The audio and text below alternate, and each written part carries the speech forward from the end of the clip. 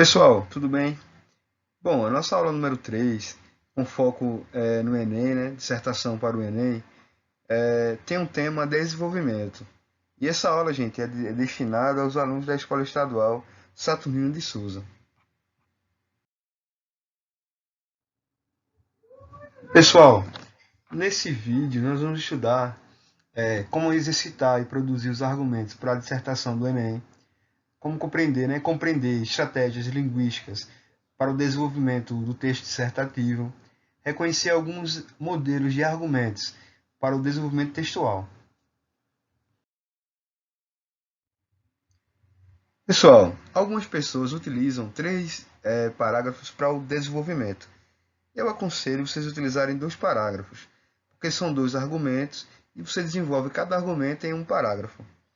Então vejam, aqui, gente, na parte do desenvolvimento, vocês vão apresentar, né, desenvolver suas ideias, seus argumentos. São os recursos que você apresentou lá na introdução que serão agora desenvolvidos. Serão em dois parágrafos. O argumento 1, o primeiro argumento, no primeiro parágrafo, e o argumento 2, no segundo parágrafo. Esses parágrafos, gente, vão ter mais ou menos entre 8 e 10 linhas, cada um. Desenvolvimento. Nessa parte do texto, o autor deve criar os argumentos necessários para sustentar, defender e convencer o leitor a respeito da tese proposta na introdução, de maneira coesa e coerente. Lembrando, gente, que a coesão é a ligação entre as ideias e a coerência é a lógica entre essas ideias. Há uma seleção de ideias mais consistentes para fundamentar a ideia central. Por isso, certos aspectos e detalhes importantes podem servir para ampliar e explicar o ponto de vista definido. Usam-se 2 ou 3 parágrafos para essa parte. Eu aconselho utilizar 2 parágrafos. Vocês podem desenvolver o argumento 1 no segundo parágrafo e o argumento 2 no terceiro parágrafo. Assim, no desenvolvimento, fundamenta-se a tese, amplia-se o tema. Então é importante, gente, seguir alguns elementos para deixar o texto mais claro. Aqui você pode defender, sustentar, tentar convencer o leitor a respeito do seu ponto de vista, da sua tese que foi proposta lá na introdução. Lembre-se que será feito um entrelaçamento das ideias de maneira coesa e coerente. Tipos de argumentos. Pessoal, existem muitos recursos linguísticos empregados para persuadir, defender, né, um ponto de vista, uma ideia. Dados ou fatos que podem ser comprovados, verdades inquestionáveis, pronunciamentos de pessoas renomadas, comparações, analogias, raciocínios constituídos de causa e consequência, entre outros. É o que veremos a seguir. Olha aqui, gente, um exemplo é de um argumento de autoridade.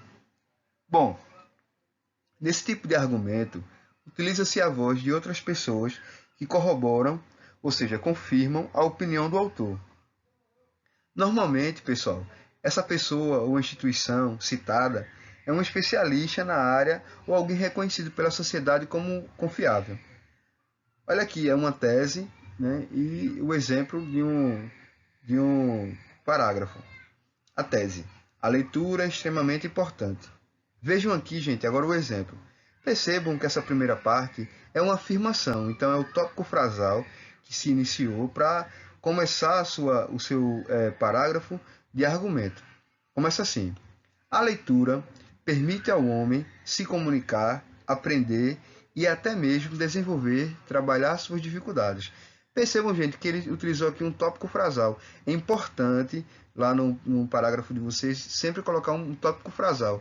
É aquele primeiro período, né, que acaba aqui no ponto final, que você vai introduzir, né, o seu parágrafo. Agora ele apresenta o argumento de autoridade. Em reportagem recente, uma grande revista de circulação nacional atribuiu à leitura a importância de agente fundamental para a transformação social do país.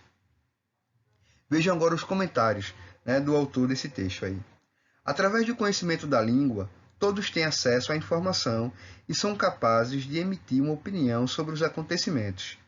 Ter opinião é cidadania, e essa parte pode ser grande transformação social do Brasil. Percebam que colocou aqui o tópico frasal, depois ele colocou um argumento de autoridade e no final do parágrafo ele fez um comentário, uma crítica a respeito do que ele disse anteriormente. Vocês podem seguir esse modelo também. Outro exemplo, pessoal, é um argumento baseado em dados estatísticos, pesquisas. Vejam aí, estes argumentos se baseiam em demonstrar a opinião através de estatísticas, dados que revelam o que o autor quer provar. A tese, né, desse tipo de texto, desse texto aí. O brasileiro não tem o hábito de ler. Vejam como ele utilizou. Em uma pesquisa recente sobre hábitos de leitura, os brasileiros ficaram em 27º em um ranking de 30 países, gastando 5,2 horas por semana com um livro. Os argentinos, vizinhos, ficaram em 18º. Outro exemplo é o argumento baseado em provas concretas. Fatos, né? Aqui, pessoal, se faz a defesa da tese, através da apresentação de um exemplo, um fato, um acontecimento que demonstrem, melhor dizendo, o que o autor quer provar. Observação, pessoal. É preferível que o fato escolhido seja amplamente conhecido, porém não precisa ser verídico, mas reconhecidamente verossímil, ou seja, que pode acontecer. Ou seja, mesmo que não tenha acontecido, deve estar o mais perto possível da realidade. A gente não vai elaborar algo de ficção científica, não. É relembrar um dado, um fato, uma situação que pode acontecer, né? Vejam aí a tese. O Brasil começa a dar mais importância à leitura. Vejam aí o fato. Um jovem senta no metrô, abre sua mochila, retira um livro e começa a ler. Percebam, gente, que isso aí é uma invenção, claro, né, do autor, mas é um fato que pode acontecer, que acontece diariamente, né? Essa é uma imagem cada vez mais frequente e que reflete uma lenta mudança de hábitos no Brasil. Vejam aí, gente, argumento por causa e consequência. A argumentação aqui passa por uma questão de lógica. O autor, ao usar esse tipo de argumentação, estabelece uma relação entre o motivo, que é a causa, e a consequência, o efeito, de determinado fato. Assim, o autor pretende, de maneira lógica, provar sua tese. A tese utilizada nesse exemplo é: o hábito da leitura traz benefícios incríveis. Vejam como ele iniciou aqui o parágrafo com um tópico frasal. Os benefícios da leitura são cientificamente comprovados. Ponto. Iniciou o primeiro período, o tópico frasal, que é a afirmação. Agora ele vai apresentar o argumento, por causa e consequência. Vejam aí. Pesquisas indicam que crianças que têm o hábito da leitura, incentivado durante toda a vida escolar, desenvolvem seu senso crítico e mantêm seu rendimento escolar em um nível alto. Vejam aí, gente. É um argumento de causa e consequência. O motivo, né, da leitura diária na escola ou o hábito da leitura antes, né, durante a escola, a criança, que é a consequência, né, desenvolve um nível alto, né, de rendimento escolar e um senso crítico. Isso é um efeito da causa. O analfabetismo, um dos grandes obstáculos da educação no Brasil, está sendo combatido com a educação de jovens e adultos, mas a tecnologia está afastando nossas crianças dos livros. Percebam, gente, que agora ele faz uma crítica, né? Correlacionando o que ele disse lá na introdução e com justamente o argumento de causa e consequência que ele utilizou aí. Bom, pessoal, a gente já viu alguns exemplos de alguns desenvolvimentos, né? Agora vamos às dicas. É importante, gente, no desenvolvimento do texto, é necessário, né, que vocês apresentem uma afirmação, que é o primeiro elemento do objetivo do parágrafo, a primeira frase, o primeiro período, como vocês viram lá. Depois uma explicação, o como, né, levantar os problemas e responder, a resposta será o argumento, a exemplificação, né, usar um repertório sociocultural, conhecimento de mundo. Vocês podem aqui expressar uma frase de um filósofo, de um sociólogo. É importante, viu, gente? Colocar lá o seu repertório sociocultural. Isso vale nota e é importante porque o examinador vai observar muito o que você sabe, né? do conhecimento, tanto escolar como extraescolar. E a conclusão do seu parágrafo, né? Concluir a ideia, o objetivo do parágrafo, ok? Olha aí, gente, é muito importante aprofundar-se de forma organizada nos itens apontados na introdução. Nesse sentido, o bom desenvolvimento conta com pelo menos 3 partes fundamentais, conforme o quadro a seguir. O primeiro período, a primeira frase do parágrafo, é a retomada do projeto do texto. O candidato demonstra à banca que está se aprofundando nos argumentos, na enumeração ou encaminhamento argumentativo. O segundo período do parágrafo, apresentação de citação, exemplo, fato, etc. O candidato apresenta a fundamentação que confirme o posicionamento tomado. O terceiro período é a crítica aos dados apresentados na frase anterior. Aqui vai se mostrar a marca de autoria do candidato, né? O candidato apresenta uma frase crítica, demonstra indignação, incômodo, ou a avaliação em relação aos dados citados. Ele aqui vai expressar a sua opinião e mostrando sua marca de autoria. Bom, pessoal, eu trouxe aqui um exemplo, né, da redação do Gabriel Lopes, do Rio de Janeiro, com o primeiro desenvolvimento.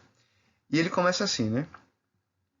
Deve-se destacar, primeiramente, o distanciamento entre as periferias e as áreas de consumo de arte. Percebam, gente, que ele colocou uma afirmação, que é o tópico frasal, né? O primeiro período, acabou aqui no ponto final. Aí ele começa com uns argumentos.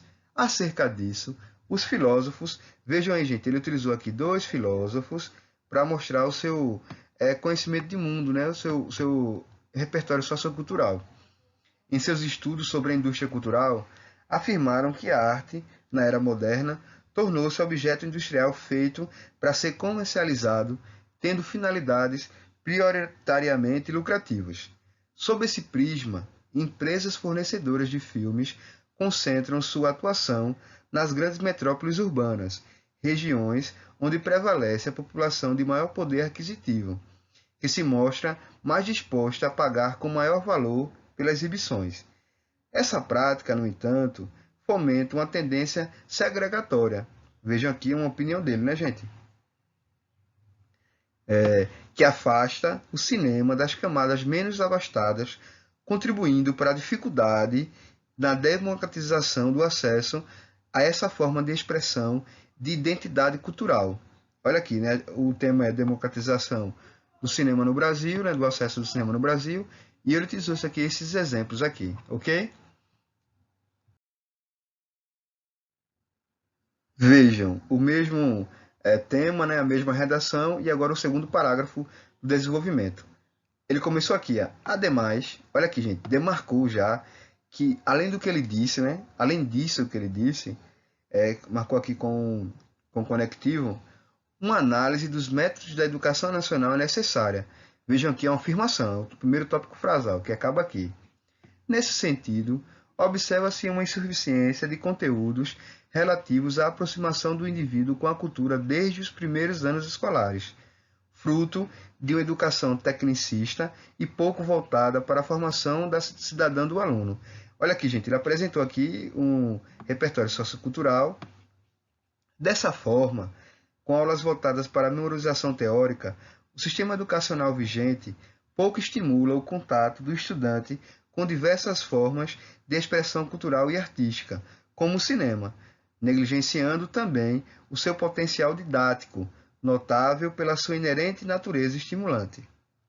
Tal cenário reforça a ideia da teórica Vera Maria Kandal, que afirma que o sistema educacional atual está preso nos moldes do século XIX. Vejam aqui, ele colocou, né, na verdade, um exemplo de uma especialista, né, uma autoridade, e não oferece propostas significativas para inquietudes odiernas.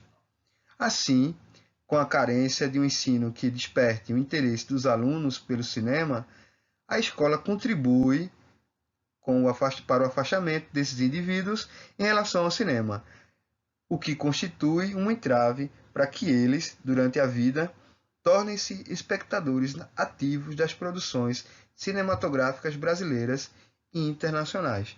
Vejam aí, gente.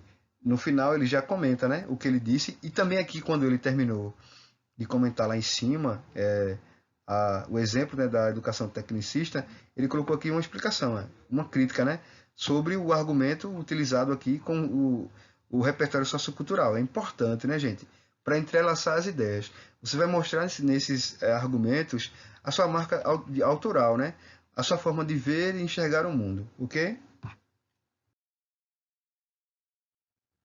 Bom, a nossa motivação de hoje, né? Seja seu próprio incentivo, né? Faça a sua parte, arregace as mangas e aos poucos a gente vai conquistando, né? Vai chegar lá no nosso pódio, né? Cada um tem um pódio e o seu pódio só você pode chegar lá, tá bom? Deus abençoe. Bom, pessoal, já finalizamos mais uma aula, né? Até a próxima. Obrigado pela atenção.